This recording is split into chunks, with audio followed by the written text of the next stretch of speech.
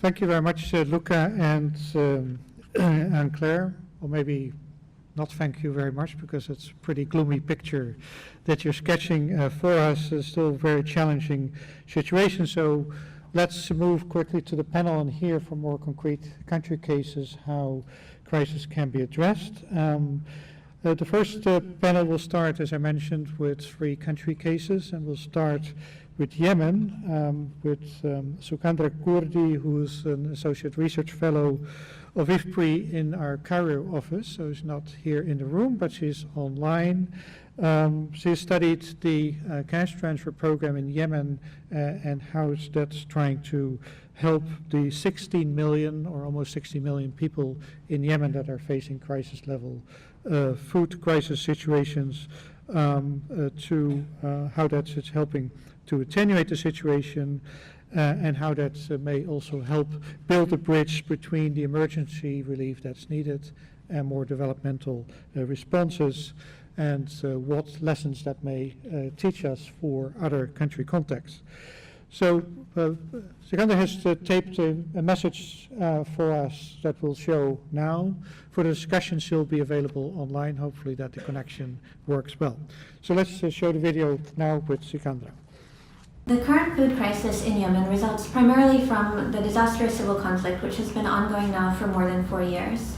Even before the current conflict, child malnutrition in Yemen was widespread, but now, with the deterioration of the health system, decreased household purchasing power, and the striking increase in the prices of imported staple food commodities, the situation has become dramatically worse.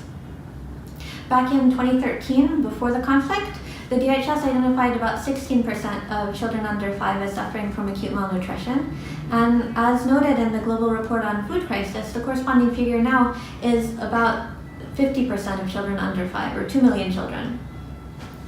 One of the challenges for humanitarian aid in this type of long-term crisis is to ensure that the aid recipients are receiving not only enough calories from staple food, but sufficient dietary quality to ensure that they're getting the micronutrients that they need, especially for young children, in order to avoid the long-term negative developmental consequences of childhood malnutrition.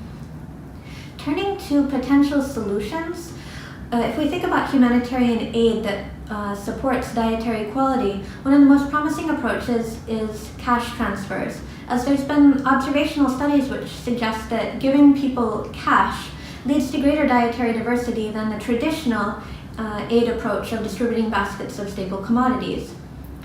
Our recent study represents the first rigorous evidence of the impact of cash transfers in a crisis setting on child nutrition. We look at the Cash for Nutrition program in Yemen, which is a program run by the Yemen Social Fund for Development and funded by the Yemen Emergency Crisis Response Program. It provides poor households that have young children with monthly cash transfers that are approximately $30 US. And our evaluation shows that the transfers increased household food purchases by approximately 63% of the value of that cash transfer.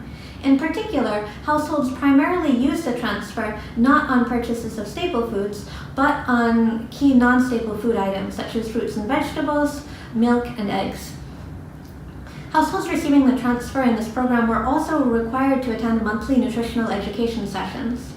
Our evaluation shows that the program significantly improved child feeding practices such as breastfeeding, exclusive breastfeeding, and water treatment practices. So we have a combination of better household access to high quality food, plus also improved child feeding practices. And the evaluation shows that this was very successful in improving overall child nutrition outcomes. We find that the program significantly decreased the rate at which children were diagnosed with acute malnutrition by about 10 percentage points. It significantly increased the average number of food groups consumed by children at the age of complementary feeding, and it increased the anthropometric indicators for child nutrition for children from the poorest third of households in our sample. Overall, these findings provide strong support for the effectiveness of this cash transfer and training combined model, both in Yemen and in crisis situations in general.